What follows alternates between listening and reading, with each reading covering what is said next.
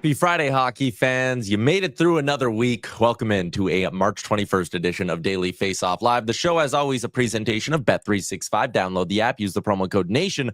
Whatever the moment, it's never ordinary at Bet365. We're live on the Daily Faceoff YouTube, where we're looking for your inbox questions, so drop those in. Tyler Remchuk and Frank Seravalli. And Frank, what a Thursday night it was in the NHL. So good. Almost every game on the calendar meant something, including even potentially for the Chicago Blackhawks, who were eliminated. We'll talk about them in a second. But, I mean, there was something connected to some place in the standings with everything that happened.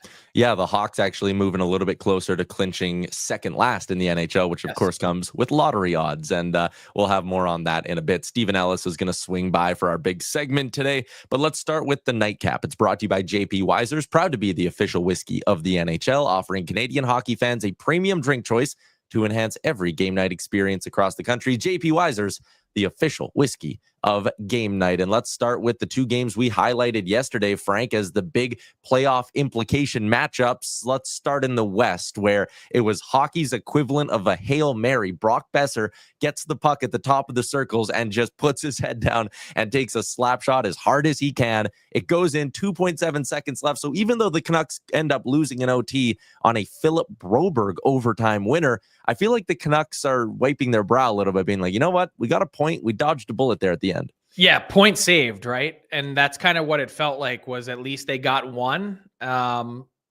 mean, considering the circumstances, kind of pulling that one from the jaws of defeat, look, that worked out pretty well. And yeah, I mean, sorry for Oiler fans, Broberg, then from Holloway to Shen. Look, it's not pretty, but look, nonetheless, also a point loss, though, to a team that they're neck and neck with in the standings. And so it depends on how you want to look at it today. If you're a glass half full fan of the Vancouver Canucks or glass half empty. And kind of the amazing part about all of this, and I'm sure we'll talk about it in a second, is the Calgary Flames, points percentage wise, are actually the team that's in the 8th spot, because they've played one fewer game and have the best, they have the first tiebreaker. So if you consider all those things and smash them all together, the Flames, with an important come-from-behind victory themselves, continue to scratch and claw in that Western Conference wildcard race. Yeah, I like that what you said. Glass half full, glass half empty. On one hand, if you're a Canucks fan, you're going, man, that loss in OT and the subsequent Blues win obviously pushed the Blues up to a 43% chance of making the playoffs on Money Puck. So Money Puck has them as the favorites to grab that spot. But then you can go, hey, we still control our own destiny. If Vancouver wins their game in hand over the Blues, they're going to pass them. So on that sense, again, the point was massive. And then you go glass half empty again and go, oh shit, if Calgary just wins their games in hand, then they're going to be in the driver's seat. So again, yes, like you said, Calgary still technically in the driver's seat. If you had to rank them, though, based on probability heading into the weekend, what would your order be? Is St. Louis number one? If I had to rank them based on talent, I'd go Vancouver 1, St. Louis 2, Calgary 3. If I had to rate them based on scrappiness, though, I'd go Calgary 1, St. Louis 2, Vancouver 3. So, how that ultimately ends up prevailing, I mean, I don't have a crystal ball, but I'd bet on the stick-to-itiveness of the Calgary Flames and where they're at. I know they struggle to score, and feels like every night for them is a challenge just to get 3 goals. Like they're playing with one hand tied behind their back, but Dustin Wolf rebounded after a shaky performance, and he's right back in there. So I would go Flames. If I'm edging them out based on goaltending alone, that would be also a differentiator. So now let's copy and paste that same conversation and apply it to the Montreal Canadiens, who go into the third period. They go down early in the third period, 3-1 to the Islanders, and then boom, Patrick Laine, and then boom, Brendan Gallagher. And we obviously talked about him yesterday on an emotional day for him with the passing of his mother. He scores a massive goal for the Habs. And yes, Montreal loses the game, but you get a point. And you look at the standings and you go, hey, on points percentage, we're still 2 points clear of the Islanders. So we still control our own fate. Disappointed in giving the Islanders the 2 points, obviously, but disaster averted, I suppose, for the Habs. I think so. And look, here's the other element to this, is that the Ottawa Senators are scuffling a bit now for the first time in a little while. I don't know if it's the moment and they're smelling themselves a little bit or what the case is, but the door is wide open now for a team like the Montreal Canadiens to chase down the Sens, which adds yet another layer of intrigue here. is that 7th spot back in play? I mean, look, here's the way I look at these standings that are on the screen. Cross off the Bruins and the Red Wings. The Blue Jackets are still very much in the race, although it does feel like they've hit a bit of a wall. The Rangers don't look to me like a team that's possibly going to get it together. And if you sort it by points percentage, they're actually below Detroit and Columbus. And yet that game on Calgary, like, you should not be allowed to make the playoffs if you turn in performances like that against another team in a similar spot and you have 7 shots through 2 periods. The Islanders deserve full marks for the way that they've battled back, again, seemingly from the dead.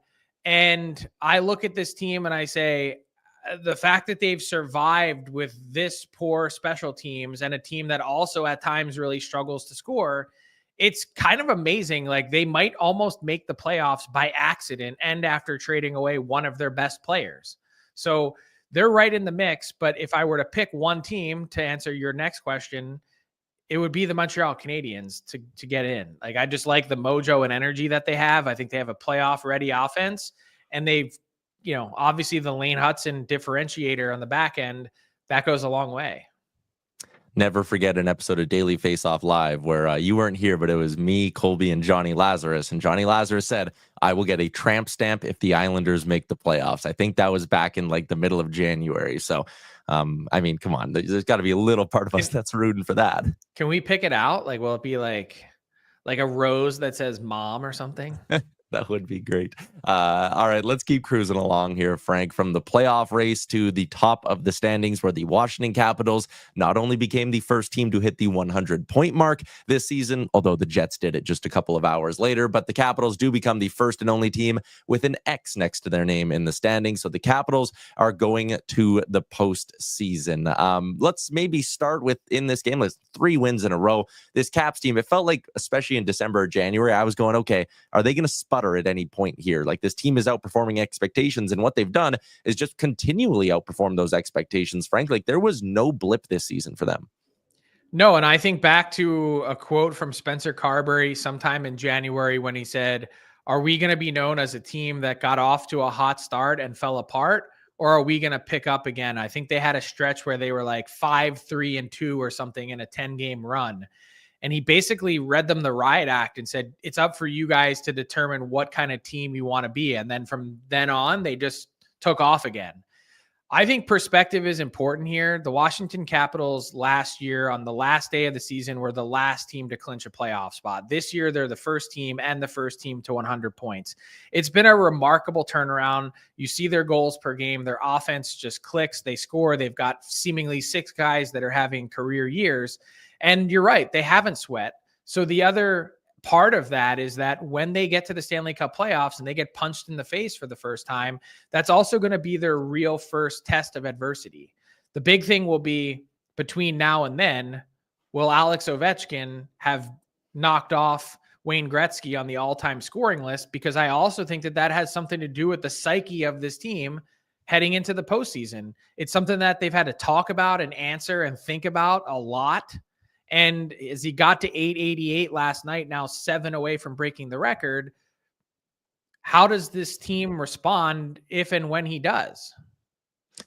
Yeah, and that is totally fair. The one thing for the Caps, as you head down the stretch and you're watching the OV tracker, they do play their last 4 games: Blue Jackets, Islanders, Penguins. Well, the Penguins and Blue Jackets are both bottom 10 in the NHL in goals against this season, and who knows where the Islanders are going to end up. They've been they've been in actually more the middle of the pack for goals against, but Ovi 7 away from that all-time goal record. He's got 13 games remaining in the season and 8 games until he's played just as many games as Wayne Gretzky. So again, that idea of him maybe doing it in fewer games, probably dead. Although, as you and I like to say, Frank, a hat trick changes everything. Yeah, I mean, it changes the math. So he's now on track with his goals scored per game this season to do it with 3 games left in the season, or 2 games left. I think it's against Columbus now.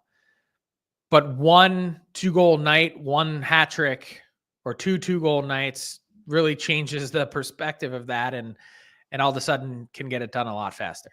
Yeah, absolutely. As teams go and clinch and they sort of work their way into the cup conversation, Frank, one question I want to ask you is kind of like each team's path to victory is. So it's this, and maybe it's more of like a what is their biggest strength, but the Capitals will go on a deep run if what? If they can continue to score like they have in the regular season, like they've scored with as much ease as anyone in the NHL, and they've been an offense that's been incredibly difficult to stop. On the back end, they've gotten great goaltending from Logan Thompson. I mean, Logan Thompson has 4 regulation losses all season long. I asked the question in the DFO rundown yesterday, and I said, which record is more impressive? The fact that Connor Hellebuck has as many wins so far this season as the entire Edmonton Oilers team, and as many wins as Logan Thompson has games played? Or is it the fact that Thompson has played made 39 starts and has only lost in regulation 4 times? I don't know the answer to that, but that combination of wins when Thompson's in net, and by the way, will they stick with just one guy in the playoffs is an interesting question.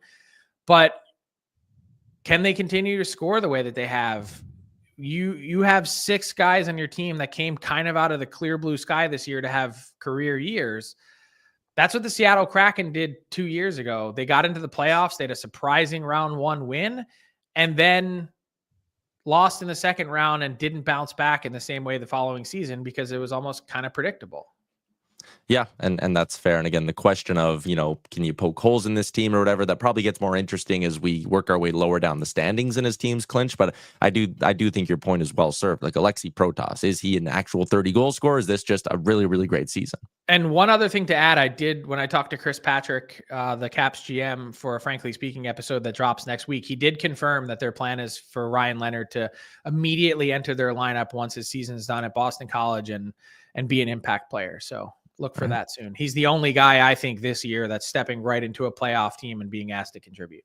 Yeah. Let's do a quick little round of smoke, fire, false alarm, Frank. I only have the one question for you, so it can be short. But yesterday, as I was scrolling through Twitter, once again, the topic of NHL expansion came up. And I find it interesting that it keeps popping up. And yet, when Gary Bettman speaks to the media, we really don't hear a lot about it. So the idea that the NHL could be eyeballing some markets to go to 34 teams, smoke, fire, false alarm? Smoke for sure. But I'd say that there's a false alarm in terms of any urgency to do it. Yes, you need to check a lot of the boxes to get there: owner, arena, market, and frankly, a want from the owners to do it.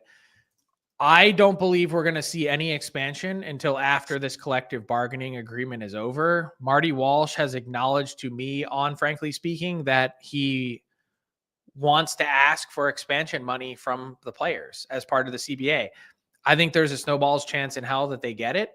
But nonetheless, until that issue is done and settled and it remains 100% that money goes directly to the NHL and owners, then I don't see any reason why the NHL would want to start an expansion process until that's finished. Yeah, and again, I was going to ask a follow-up of like, are the players going to want a share of the pie here at some point? Just quickly, a fun one is, once again, Johnny Lazarus would say, if you could pick a spot, Frank, where would you want to see for Team 33 or 34? I would say I wouldn't expand at all. I get the temptation, and most of the temptation comes not just from the check that the owners get, but also that when you think about the overall state of league revenue, if you struggle to generate organic new growth in your business, the easiest way to do it is just to add more markets, which then increases the size of the pot. And I think it's a really sexy thing to want to do, but because it feels good right now to add more money and to add new markets and the excitement and all that comes with it. But there's a number of reasons. One is the symmetry: 32 teams, 16 in each conference, 8 in each division. It just works. And 2, I think you have to be concerned about watering down the level of play, which they don't seem to want to acknowledge and don't think that it's a thing. But I do think that is real. And 3, I would say, like, of the markets that we're talking about, not that there aren't enough transient residents of Houston that aren't from there, but we're talking about a place that's not a traditional hockey market. And Atlanta, we've already gone to twice. So I covered enough games in Atlanta to know what a shit show that was. And yeah, it was poor owner and all those other things that went into it, and a team that had no success. But my God, like the building was half full every time I went there, and it was dreadful. So I don't see any need to or want to go back there as the, even with as big as the market is. I just think keeping it at 32 and even just if you're going to do it later, increasing the hunger and appetite for people to want to join the club is also never a bad thing. Yeah, that's fair. So we talked about the Capitals getting the X next to their name. Yesterday, another team got the E next to their name. It's the Chicago Blackhawks, Frank. On the surface, they went from last season a 317 points percentage to this year a 355, but this still feels like a step backwards of a year, doesn't it? Or no? Yeah, I mean, no one's getting excited about a 355 points percentage. I can tell you that. Still in the threes. And even 500 is no good. You need to be at like 590 or 600, 605 to be a playoff team. So it does feel like a bit of a setback because Connor Bedard didn't blow up and become, at least to this point, a point per game or north of a point per game player. And there's been all sorts of frustration and issues with, I think, the team's body language, the way that they sag at times, they changed coaches. There's been a lot of reasons to point to as to why this season really has not been a success. That said, I think the eye on the Blackhawks needs to remain on the future, because unlike a team like San Jose, where you see Celebrini and Eklund and Smith in the lineup and Askarov, your future pieces for the Hawks are playing in college and junior. And until that changes, like we just got a taste of Artem Levshunov last week, and he's been outstanding. Until you see more of that, it's hard to really get excited. So I'm going to mention 3 names for you that I think we're going to see in the Hawks lineup over these next couple weeks to close out this season.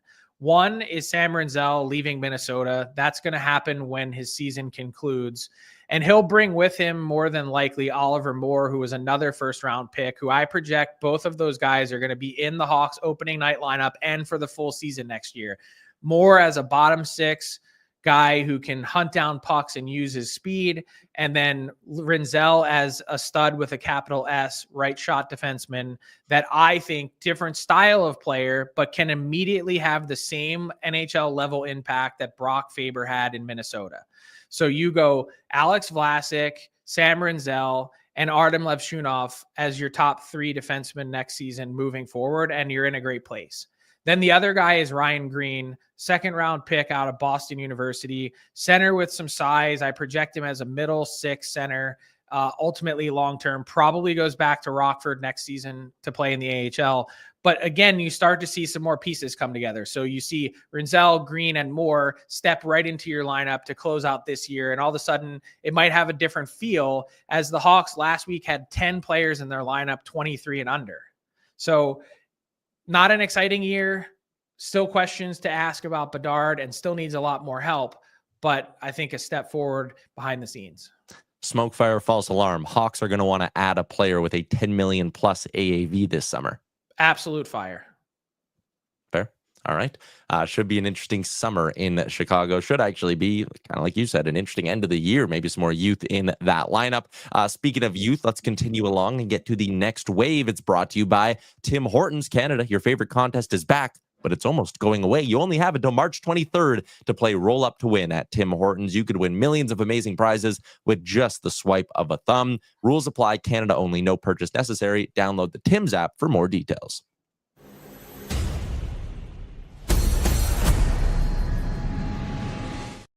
Stephen Ellis and the next wave. He is our Daily Faceoff prospect analyst. And Stephen, let's start with a little bit of prospect news from this week. A couple of college signings over the last few days. Are either the Leafs or Islanders getting a diamond in the rough? Well, I'll quickly just add to the Blackhawks conversation. I think Oliver Moore is going to be a better NHL player than he was college player. And I think that's because when you watch him play in college, he's almost too quick for some of his line mates. And I feel like when you get to the NHL and you're going to have some quicker guys to play with, bit of a different story. I think he's going to be able to rely on them a bit more instead of having to do all the work. Now, as to who I just don't know if he can score at the NHL level. That's my question. That's the thing. Like I prefer if he spent all of next year in the AHL, but if that's not going to happen, that's fine. In terms of some of the news that we've seen, John Prokop out of Union is an interesting guy. Like this is someone who I remember watching him play in the USHL couldn't score to save his life. Basically, I think he had like 4 goals in his entire USHL season, but immediately scores 4 goals in his first college season and continued to just add until this most recent season where he was actually one of Union's top scorers. He did have a bit of a point reduction this year, but it wasn't a big deal because Union just wasn't scoring a lot to begin with. But I think we're not talking about an NHL player there. I think we are talking, or at least a full-time NHLer. I think we're talking about a guy who's going to be a really good AHLer who maybe is your 7th, 8th defenseman you call it from time to time. I would like to see him make quicker decisions. He was more of a playmaking offensive forward at Union, but I think in the NHL, if he makes it there, it's going to be more of a shutdown role. Then you look at Gleb Varlamov out of Colorado, 6'4" center, really big, tough to play against. I don't know if he's got the overall hockey sense to take his game to the next level, but you can always use big centermen, and he also does have a bit of experience on the wing, and he can play the penalty kill. So I do like that for the Islanders. So when I made my list of college undrafted free agents to look for in the NHL, you had a couple different guys on yours, and not to say that we differed in opinion, just that there's only so many you can list. Who are some other guys that we should be keeping an eye on over the next couple weeks as the college season winds down? Well, I'll start with Karsen Dorwart out of Michigan State. This guy is probably the best two-way center of any of the college free agents there. He really controls the puck well. I saw him a couple times in person this year, and it felt like he was just involved at both ends of the ice. He's not going to be a high-end producer at pretty much any level, but I think he's got the hockey sense and that defensive responsibility that you can plug and play him in different spots, and he's going to perform. Then you look at TJ Hughes out of the University of Michigan, and this guy was one that I think a lot of people expected to be one of the top free agents last year. Obviously, the Quinnipiac guys were the ones everyone was looking at there, and specifically Colin Graff. But with Hughes, he's been very productive at Michigan. He's been doing it at a time where, he wasn't playing with Adam Fantilli. He doesn't have Kent Johnson or those guys to kind of rely on like some other Michigan players in the last couple of years. So he's had to go out there and do a lot of the work. Very good in the power play, very good in open space. And I have to imagine there's a lot of teams excited about him. Interesting. I love college free agent season because it's quite literally like rolling the dice. Like you work so hard to get these guys, and it feels like 90% of them don't pan out to be NHL players. But the ones that do, it's like getting a player for free. Like you don't have to spend assets, and you get this guy that can step right into your lineup. And every now and again, you get someone that scores 24 goals in an NHL season, like a Matt Reed did when I was covering the Flyers out of Bemidji State, like out of the clear blue sky. And it makes it all worth it. So what about some European free agents? They don't obviously get as much attention, but does anyone stand out to you? Yeah, well, just to kind of wrap up the college thing, like you look at it and you're just kind of hoping you get a guy that can just become an NHL player because at, 23, 24 years old, these guys are further along in their development. You're not spending a lot of time trying to develop those guys. And that's the same exact situation in Europe. And you typically get older guys because you get guys who might be peaking 5 or 6 years into their pro career. And the one that I'm really interested in is Atro Leppanen out of Finland. You look at his numbers this year, 63 points, 21 goals. He's a defenseman. And this is someone where last year he played his first full season in the Liga. He had been playing kind of that second tier Mestis for a few years.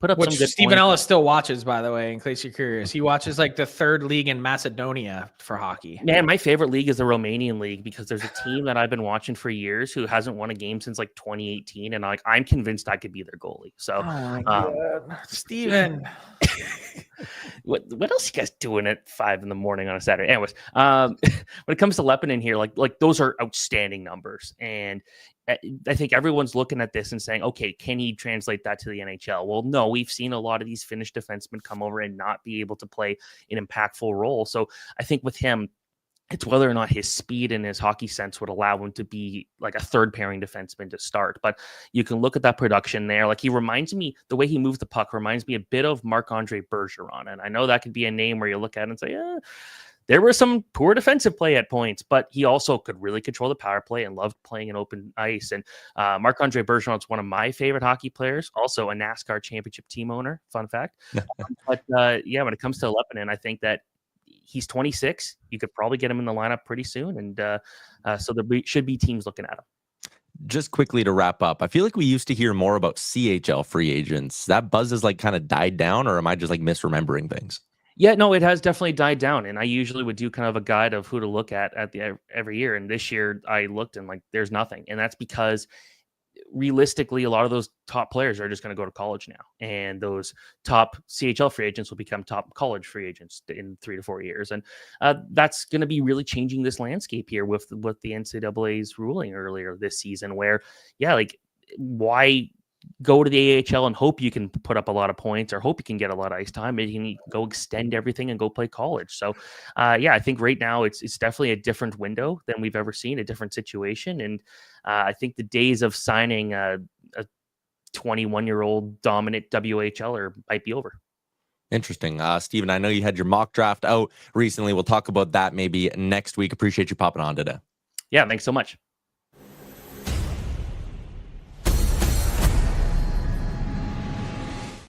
All right, Frank, Daily Faceoff inbox question time. I know you had a tweet about it earlier, but just for the people watching the show, including Brett, he wants to know an update on the Oilers' injuries and if maybe this could be a good thing, forcing them to get some rest.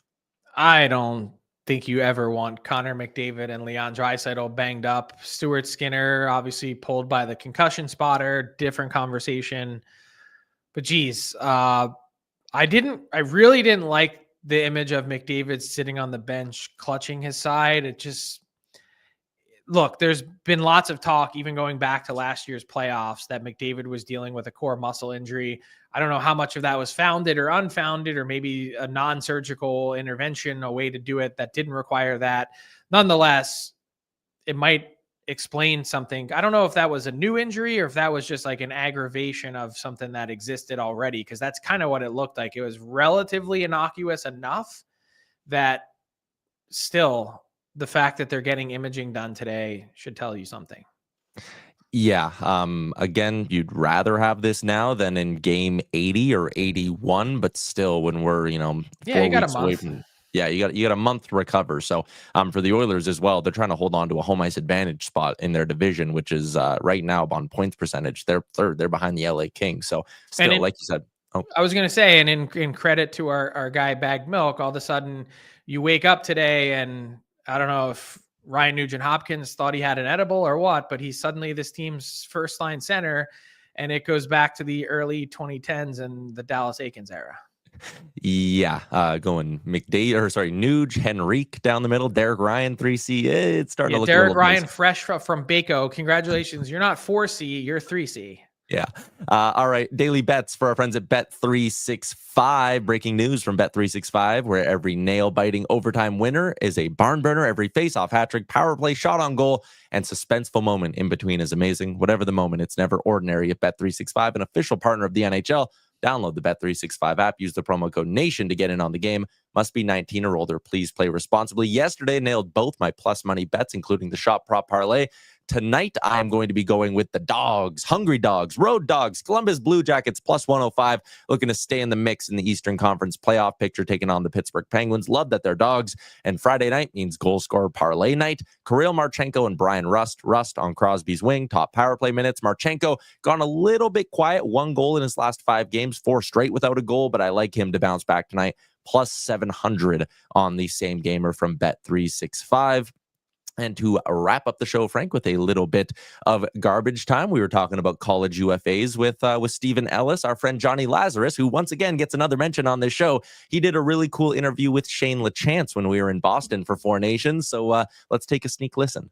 Kobe was telling me he remembers you being like a little kid around the locker room when they won the national championship. Like, is that your first hockey memory? It's got to be. I think so, yeah. Yeah, I don't remember a lot of stuff after that, but I definitely remember that. Like, I just remember, I always say this, but when they were losing 3-1 and I'm sitting in the stands, I'm 5 years old, and there's like 2 minutes left, and I'm sitting there, I'm crying like a baby, just like, this sucks. Like, and all of a sudden, like, it's 3-3, and then it's like, wow, like, this is crazy. And obviously they scored, and the next thing I remember is like we were on the ice, and Matt Gilroy is like lifting us over the glass to bring us onto the ice and stuff. And it was so cool to be a part of that. Like, just obviously it stuck with me for a while if I remember that, from being 5 years old. So yeah, that was first crazy hockey memory for sure. Interview in a barbershop, Frank. That's a unique one. Yeah, never seen that before. And the close-up chin cam, I'm going to call it, that was something as well. Yeah, we got to see Colby in action again, scoring the OT national championship winning goal. Kind of crazy. Still crazy to think about. I was watching that game live. Yeah, that is. I was like, wild. no, he didn't. I'm like, so again, I played like Might Squirt and Pee Wee with Colby. I'm like, he did not just do that. Yeah, shout out to the Morning Cup of Hockey boys, Colby Cohen and Johnny Lazarus, live right here on the Daily Faceoff YouTube, Monday through Thursday at 9 a.m. Eastern. Full video of Johnny's interview with Shane LaChance is out now on the YouTube. We got a link for it in the chat. That is a wrap on another week of Daily Faceoff Live. Shout out to Frank, shout out to Johnny and Nate Thompson and Colby Cohen and Carter Hutton and everyone who filled in for us throughout the week, and our producer, Pat Puff. We'll see everybody back on Monday. Enjoy your weekend.